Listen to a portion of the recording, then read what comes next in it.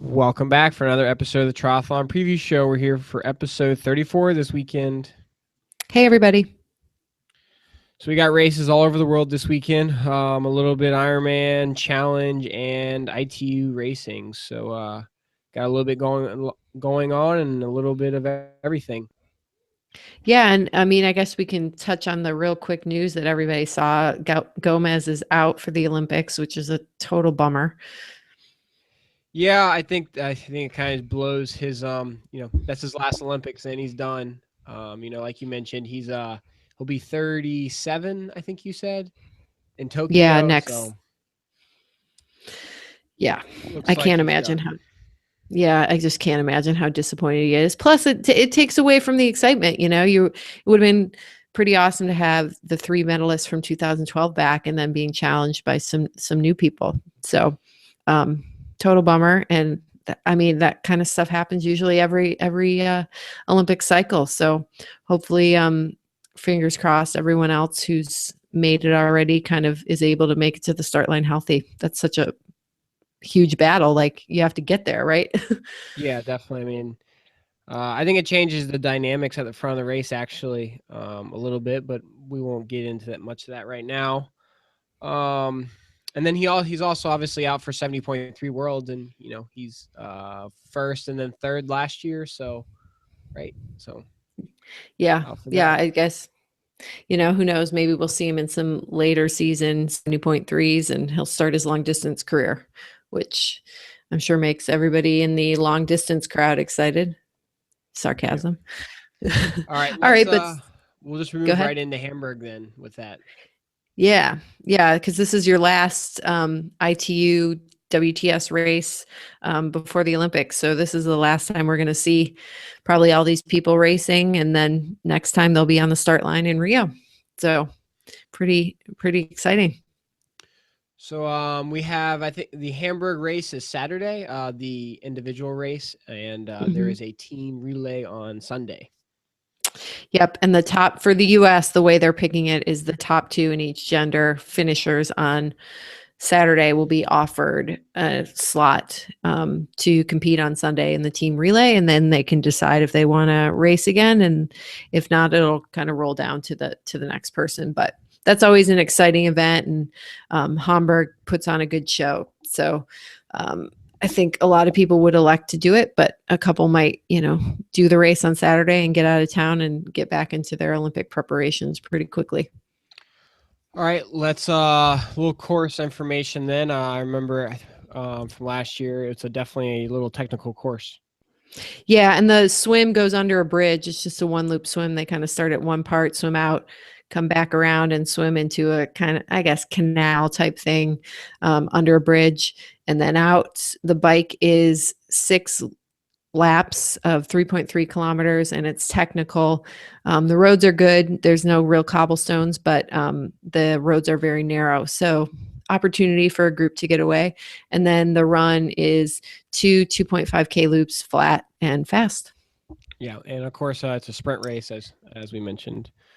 Yeah. So Oops. as far as the start list go, noticeably we're missing the Brownlees and then obviously Gomez, but we have Mola back racing again. Yeah. Anne Murray, his training partner, Murray coming back from that collarbone break at Gold Coast. So interested to see. I'm sure he's someone who's aggressive and won't be too fearful. I'm sure he's gotten over that in training, but just see if he's ready to attack the course and how his swimming is. Luckily, in a 750-meter swim, he probably wouldn't lose too much time. Things usually stay closer together. Yeah, and he did the duathlon, right? He just won that duathlon world championship or something. Yeah. So I'm sure he's You guys definitely fit. biking and running.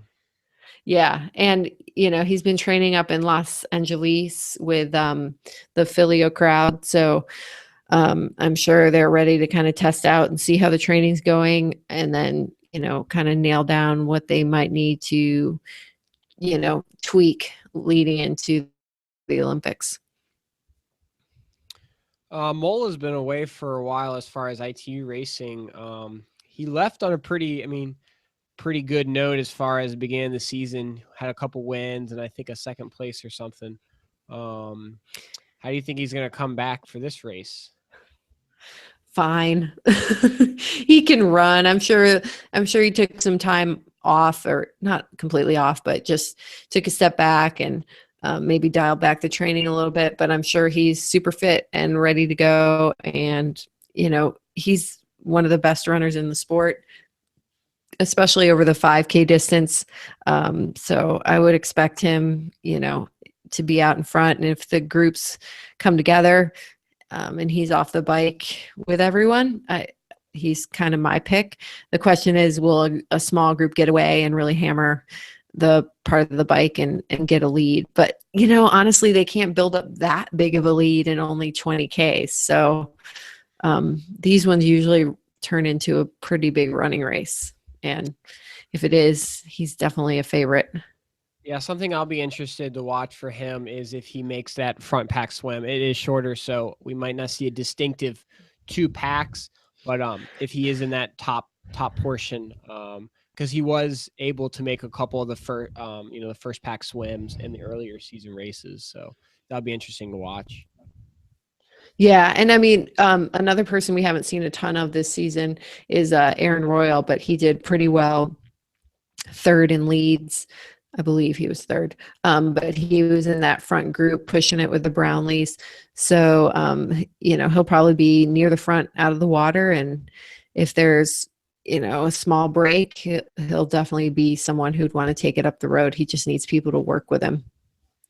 Yeah, and then the two Russian brothers, Dmitry and Igor Polinsky. Polyanskis, yes. Yeah, they just finished that. They just finished the race last weekend with the interesting format. I think they took 1-2, in the final. Yeah, Tizzy Varis. Yeah, I think Dimitri won, if I'm not mistaken. Yep, I think they won. I think sometimes I've heard that their bike handling skills are sometimes questionable. So a technical course might not totally suit their strengths. I feel like I've seen that, and I've seen a couple times where they've gone down on corners. I mean, maybe they're just so aggressive, but we'll have to see if a really good group of bike handlers gets away. They might be able to gap them a little bit. Someone like Eric Lagerstrom, who's a really good bike handler, and Ben Canute, and then you got Joe Malloy. So we got a good bunch of Americans starting, and Tommy Zafiris is on the list. So see if he can lead out the swim, maybe with Schumann. And also, obviously, since Gomez is out for the Olympics, I'm assuming Vincent Hernandez will be added to the Spain team. So he could have a little excitement under him this weekend if they've, I don't know if they've already given him the confirmation or how all that works, but he could maybe throw out a little fast race this weekend, try to win, get in that top 3, and really show that he deserves that last spot if they are able to give him the spot. Yeah, I know. I was actually thinking that today. It's like you're excited to get a spot like that, but it's probably not the way you want to get it. But at the same time, you still get to go, right? You don't want to wish misfortune on anybody, but I'm sure if he did get the slot, which I'm assuming he did, because I think Gomez said that in his Instagram, he thought it was better to step aside. And I'm assuming it's Hernandez who's been top 10 a number of times. So yeah, he might be a bit lighter on his feet, just excited. All right. Let's move on to the women's list then. All right. These sprint races are so hard to really pick because they're so fast, and it's just a couple seconds between. And if someone's slightly off in their run, they might finish 6th versus finishing 2nd. So, and you don't know where people are. Just a mini break getting you a couple seconds on, most of the field will keep you ahead. Obviously, your great runners like Mola will be able to run a couple, most people down, but 20 seconds, 15 seconds is a lot in a 5K. Yeah, it is, especially at the speeds that they're running. It's a lot. You have to pretty good surge to get back up there. So there's no room for error, I guess. So the women's list is pretty strong. I mean, looking at like the Great Britain has got Stimson, Jenkins in there.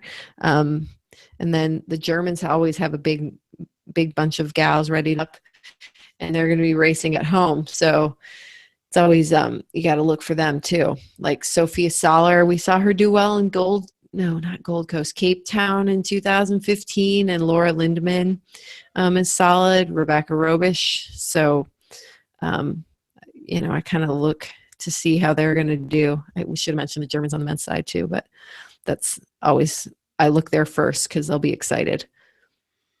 Yeah, like you mentioned, and then of course we got Gwen and Katie, Renee Tomlin, Crispin Casper. So there's a lot of top USA women on the list too. It'll be interesting to see if they take, whoever gets top two, if they take the slots for the Sunday race or not, if they pass them. So that should be interesting too. Lisa Norton's on the list. Yeah, I mean, Just hadn't seen her quite in form yet this year. no. I mean, she's definitely, if she's building up to the Olympics, she's saving her best form for last. But she hasn't been kind of the aggressor, I guess, so to speak, on the bike like she was in years past. So I'm kind of looking for that. You're going to have your gals out of the swim. Routier and Oliveira are both racing. So they'll be up near the front on the bike. Helen Jenkins is one of your good swimmers, and she'll be looking to get away. And, Kristen Casper has had some great swims. Like she's like always top 5 out of the water. So look for her, and she's done well in some of the WTS sprint races. So she's someone who could kind of sneak onto the podium if she has a good race, I think. Yeah, you definitely saw her a lot early, not leading a couple swims, but just being right there with the top gals in the swim. Nikki Samuels from New Zealand has been doing really well. I keep seeing her name in that top area, and not podium, but that top 10, top 15 range. Yeah, and she's a really good cyclist too, as far as bike handling. She used to do bike racing. I think she holds the course record. She had escaped from Alcatraz on the bike. So she can definitely bike well, and if it's a technical course. I don't believe Hewitt's on the list, so kind of missing. She's like a perennial podium finisher. So that's someone who's not going to be there to work up front with Jenkins.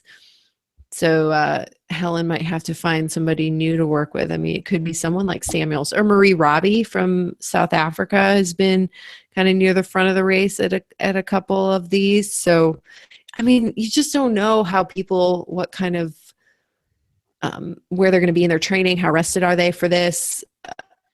What's going to go on? Are they going to try some tactics and see if they can drop Gwen? I mean, I don't know. I mean, Gwen's probably your favorite. Yeah, I mean, I think Gwen's your favorite. And I think, you mentioned tactics, and Flora is not racing. Duffy's not racing this weekend. And I think she kind of figured out her tactic the last 2 races is to hammer the bike as hard as she can and run, what she can run, which has been pretty dang good lately. Obviously, both those races, Stockholm and Leeds, didn't have Gwen, but well, Leeds had Gwen. Gwen ran her down. Oh yeah, she got second. Sorry. Yeah. Stockholm. It was Stockholm. Took first and didn't have Gwen. Yeah. But I mean, I think in Stockholm, since Duffy was just kind of all by herself, she was just able to ride strong and steady. Whereas I think in Leeds, it was really weird because she had those 2 girls with her, but they weren't doing any work. So it was like maybe a little bit more, I don't know, stressful. Yeah, like, mentally just taxing. Yeah, like, should I go? Should I try to go harder and drop them? Like, what's going on? So I think in Stockholm, Duffy was just able to just ride steady and hard, and that probably set her up for a better run there. And Stockholm was a strength course as well, with some hills. And this doesn't have the hills. It's just kind of flat out. She had a great Gold Coast not a great Gold Coast. She had a couple good races before Gold Coast.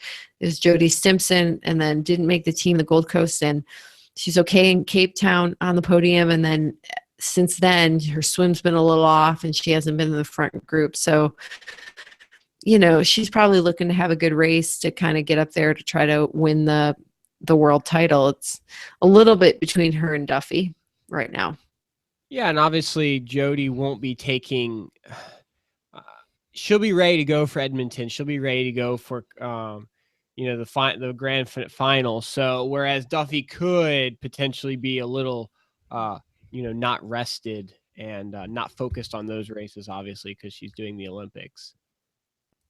Right. So, I mean, this is a good time for Jody to pick up some solid points. I don't know if in a 5K, if she's with Gwen, if she can outrun her, but if she has a great swim and can maybe get off the front with Helen Jenkins and Nikki Samuels and somebody else, maybe they could kind of form a group and get 30 seconds. That's a lot to run into someone in a 5K, but I don't put it past Gwen to be able to do so. I'm sure Gwen's getting pretty sharp in the fitness department right now.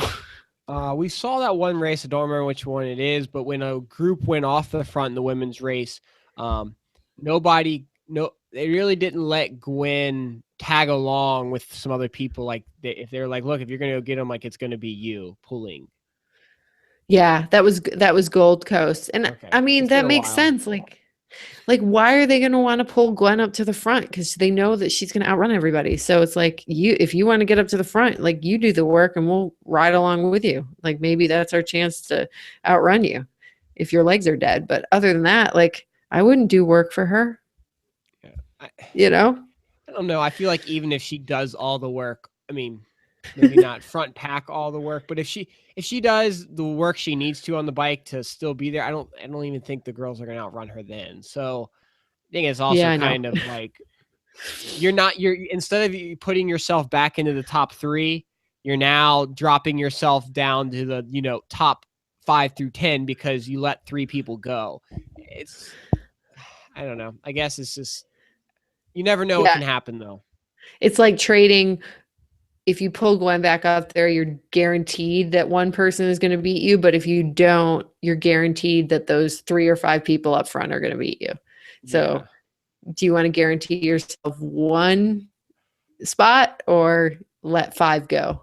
Yeah, exactly. You're right. I mean, Gwen is just so strong. And like, honestly, her cycling is strong too. I mean, it's much improved from where it was 3 years ago. And I mean, I think she's probably to drop, and except for maybe Duffy, but she ran back up to Duffy. So I don't know. I'm sure Gwen, she's my favorite for this. I think talking about the Olympics is people are knowing what Duffy's going to do and might be forming alliances with Duffy because she's not going to have any country, mates there, right? It's her and herself. So maybe alliance is formed with another country or something, or the strong bikers be like, hey, we'll help you work to get a lead on so and so, or right. All right. Should we stay in Europe and talk? Well, you want to stay in Germany and talk about Roth? Yep. Let's all move on to Roth, the iconic Roth race. Yeah. Why don't we start obviously with a little course information because it is such a iconic race. Yeah, so the swim is in a river and it's not too wavy or anything. So just kind of like an up and back type thing. Like you go out to the right and then make a left and then swim the length and then come back the other way. And then what is interesting about the start is they kind of start everybody all together. Like the pros don't start separately. So everyone goes off with all the people who are trying to go sub 9. So that's where the pros go off. So it's a little bit more people, and then there's a little bit more people on the bike. So that's just the way it is. And then the bike is 2 loops, kind of rolling hills, really good asphalt. And then you have that one steep climb where you see the pictures of everybody all around the hill, but it's a super fast course. And then the run is on this path that goes along the river, and it's kind of crushed gravel. So it's real nice as far as not too much less pounding than your normal kind of asphalt type Ironman race. Yeah, obviously a fast course. Records could be set. The two Ironman champions are racing, so we'll Oh, see how yes. that plays into the fact. Yeah. And I mean, I think Jan Frodeno's come out like he wants to go 741. So um, that's what he's aiming for. So we'll see. I mean, even if he does kind of say he goes for it and he blows up, so to speak, I still think he'll be okay and he'll probably take the win. Because I mean, Nils Frommholt is your reigning champion, and I just don't think he has the run to go with Frodeno. Yeah, I don't think he has the run either, so it'd be interesting. They should obviously Fromhold will come out behind Jan, but it'll be interesting to see how hard Nils pushes the bike, because he has to know that he can't outrun Jan. So that'll be interesting to see if he obviously catches him and then how far he can pass him. Right. Well, Nils is a really good swimmer. So, I mean, they could come out together. And last year, Nils rode a 409, which is not too shabby.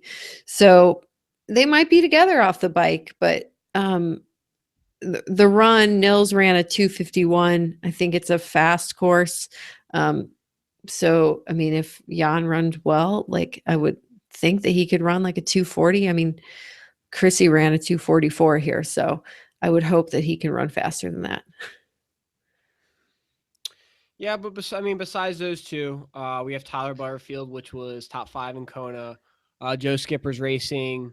Who else we got here? Pierre Bittner. Cyril Vino, he was sixth in Kona the last couple of years. So he's definitely someone to look out for.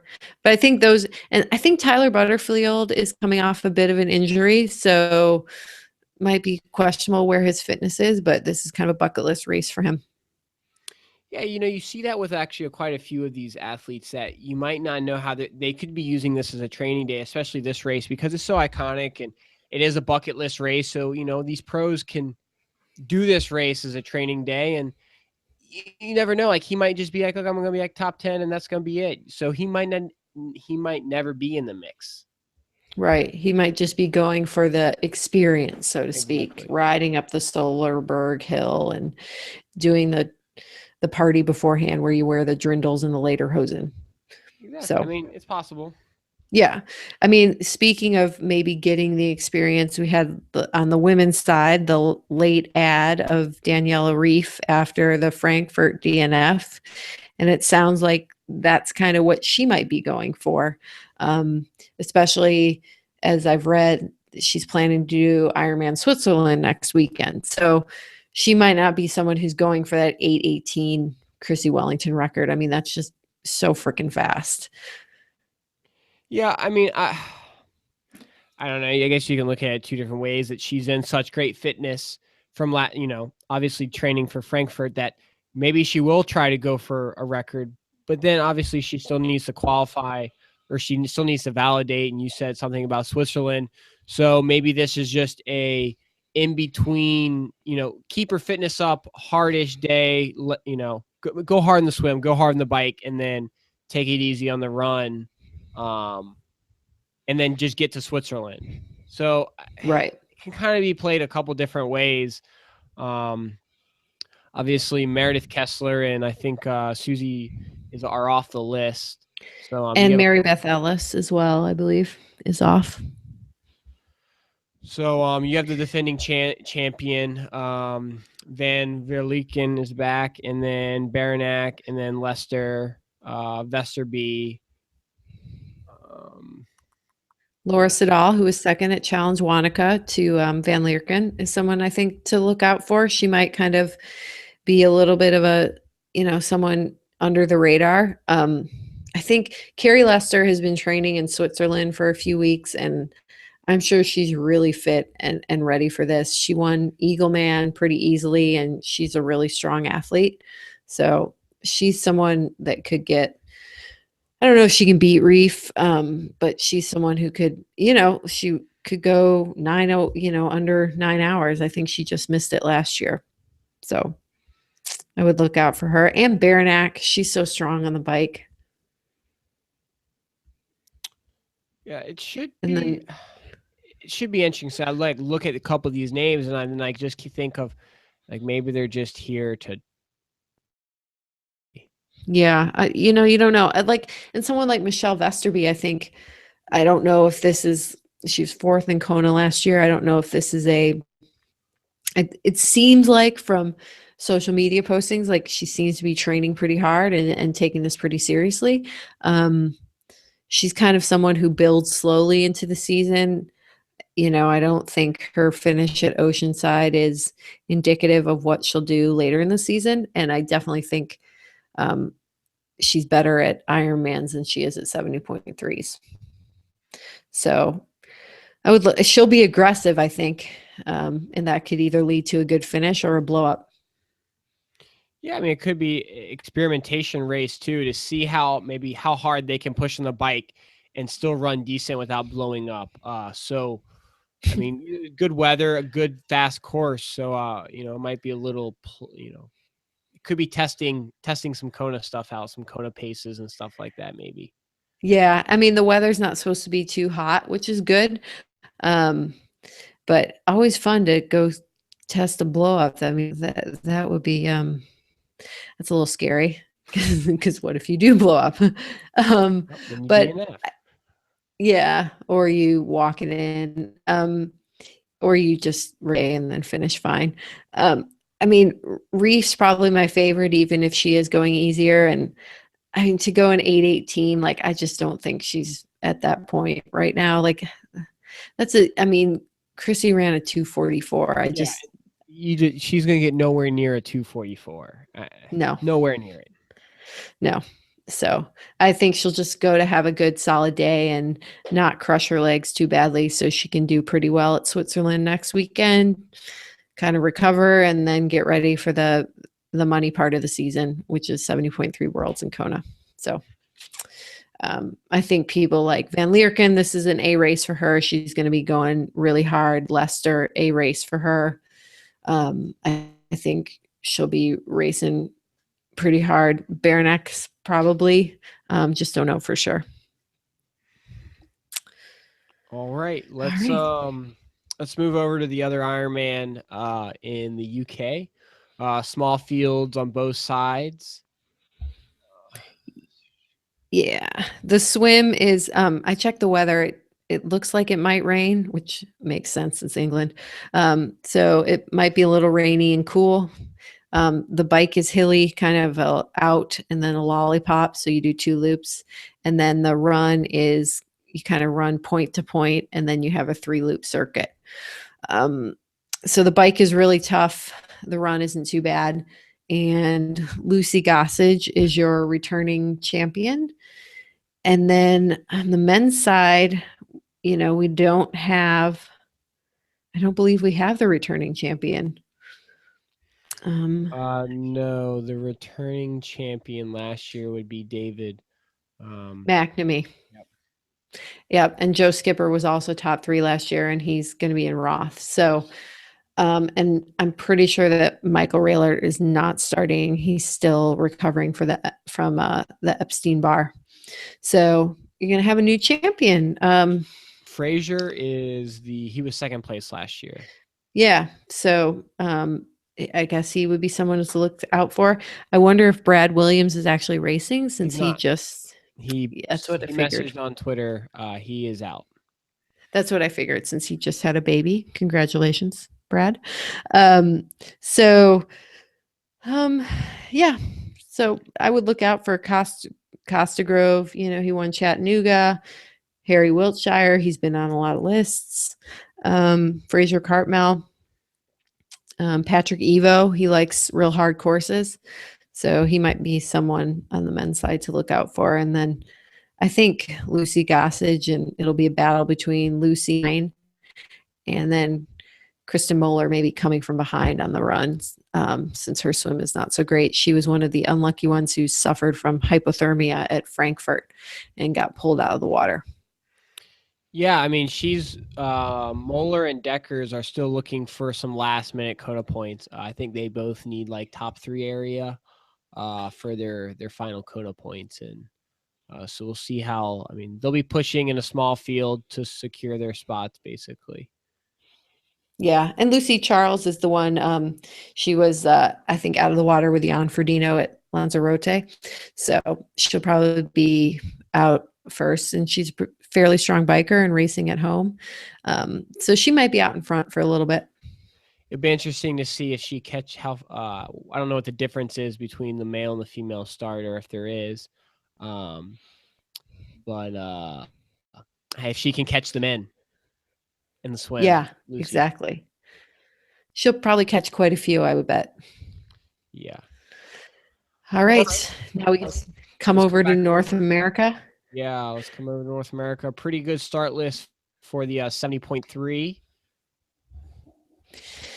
In good old Racine, Wisconsin. I've done this race before, way back in 2007, I believe. The swim is a down current. It will be wetsuit legal. That water is freezing, like ice cream headache cold. So it's a good swim for, I guess, weaker swimmers, so to speak, because you get some assistance from the wetsuit and the current. And then the bike is just one big loop, and it's really bumpy. They have expansion cracks like the whole time. And then the run is a 2-loop affair, just kind of on some local roads, pass down some neighborhood streets. It's got one hill at the turnaround, but that's it. Yeah, so start list for the men's. Right off, bib number 1 is Lionel Sanders, and I saw something Barry posted on Facebook or something that he's won 7 or 8 in a row since he took third at some race early 2015. He hasn't lost 70.3 since then. Oh, he's on like a streak like Gwen. Well, he's my favorite for this race too. And with the swim set up the way it is, he's going to be closer to the front.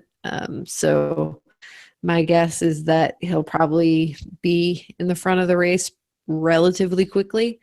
And it'll just be a question of if anyone's going to try to go with him or not. And then if they don't, I mean, he's pretty hard you can't run him down. He's a good runner. So unless he has a bad day. Matt Sherbat was second last year, so I'm sure he's looking to get back on the podium. And then Tim Don, I couldn't figure out if he's racing or not. He was on the Vineman list. He's on this list. And then I saw him tweeting about Challenge Iceland next weekend. So I'd assume that he might not be racing. I know Tyler Reed is racing. So, look for him to be moving up on the bike in the run.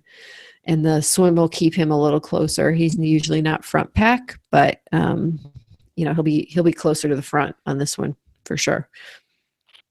Yeah, I know that Sanders was actually tweeting to Tim Don too if he was starting, and I don't think they ever got an answer if he was or not. I don't remember. Ben Collins is racing, so we'll see how he's doing. I haven't seen him too much this year. No, I mean he did an early Ironman, didn't he, do South Africa? And then I saw him at Wildflower, which was pretty soon after South Africa, and he was just 10th there. So maybe he got in a bit of a break and is kind of on the upswing a little bit. Justin Metzler, I think he's pretty fit for this. And I'm pretty sure he's doing Challenge Iceland after this. So kind of getting a trip to going to Chicago area and then flying to Iceland. So that'll be fun. I'm sure he's motivated and ready to go. You also have the return of Drew Scott. He broke his collarbone. Yeah. So we'll see how he's doing. Again, this swim might help him. I mean, he's a front pack swimmer, but maybe he's, it's not quite there. But with the wetsuit and a current, the time back will be lessened, so to speak. Yeah, should be interesting to see how the race unfolds. I think obviously there's a clear first, and then everybody else, especially if Don's not racing, then I think there's a good amount of people that are going to be fighting for those last couple spots on the podium. Yeah, I mean, Taylor Reed and Matt Sharbat had a pretty good battle at New Orleans earlier in the year. And it could work out that same way. They're both really good runners. And I'm sure Matt is itching to kind of step up onto the podium. He hasn't been on it quite as much this year. So I'm sure he's motivated to have a really good race. All right. Moving over to the women's field. Sarah Haskins is racing. Magali, which feel like she's had some bad luck or not the best of races lately. Yeah. Lauren Barnett. And then Annabelle Luxford, she just stopped at this on the swim at Vineman, and then I saw something that she was nursing some niggles, her word, not mine. So I don't know for sure if she'll be starting. I would think maybe not, but you never know. And then someone I'm looking at is Jeannie Seymour. She almost won Boulder 70.3. So she might be itching to get up there and take one. And she's such a strong runner. I mean, I think Sarah Haskins is going to have some pressure on her in the run. I mean, Sarah's usually pretty good at responding. She'll run as fast as she needs to win. But she's got Lauren Barnett. She's got Sarah Pompiano, Jeannie Seymour, She's going to have some girls running her down. Yeah, they're going to be definitely pressuring her. And someone else I just want to give a shout out to is Jackie Herring. She was third last year, actually, and this is one of kind of her first big races back since she had her baby. So I think that's exciting. I mean, I think her baby's only like 4 or 5 months old, so it's pretty cool. Did Jody Robertson's on this list? How did she do in Vineman? I don't remember. She got 8th at Vineman, so I think it was a non-wetsuit swim, so that's, kind of not her greatest type setup. I think this setup is a little bit better. She'll be closer. The gaps won't be as big at this race, and be in a wetsuit and down current, everybody kind of gets an advantage. So, I think she's doing Vineman and then this race and then Lake Placid, it seems like. So I don't know for sure if she's doing the double, but that's kind of the feeling I get. So Caitlin Donner's on this ITU lady. Yeah. Yeah, and she did Raleigh, which wasn't great, but I'm sure she's getting a little bit better with each 70.3 that she does. Heather Lendaway is also someone to look out for. She's a really strong swimmer and biked with Sarah Haskins at Panama. So if she can kind of have a really good run, she might, factor into that top 5. I don't know. There's some really good, I think Lauren Barnett's got a shot at running Sarah Haskins down. Magali, if she has a good race. Yeah, I think the scenario is basically Sarah Haskins leading, and then if these girls can work together, if they're all running with each other, they can work together and maybe go a little faster and try to track Sarah down. I mean, there's definitely a lot of bike runner specialists, I would say, in the 70.3 field. Right. Yeah, and I keep going back to this, but with the flat course on the bike, except for the one hill out of transition, which is really short, things will be closer together than with hillier courses where things kind of tend to break up. And with everyone kind of coming out of the water, there's a long run from the water transition. So you've got time to make up there. You can make up 10, 20 seconds there if you really hammer it. I think it'll keep everything a little bit closer so the runners can kind of do their thing. So, all right. Yeah, that's it. Next week, we have quite a few races as far as we're leading up to the final, the July cutoff. So we have 2 weekends left after this weekend. And next weekend, we'll see women's only field and men's only field. Not too many races left to get your points in for that July cutoff for the pros. Yeah, and we were just talking about Challenge Iceland. They've seemed to round up a pretty good pro field, so that'll be a good one to preview as well. All right. Well, thank you everybody for joining us. Yep, and thanks to Rudy Project as always, and use Try Preview if you're going to shop online for 40% off. Thanks.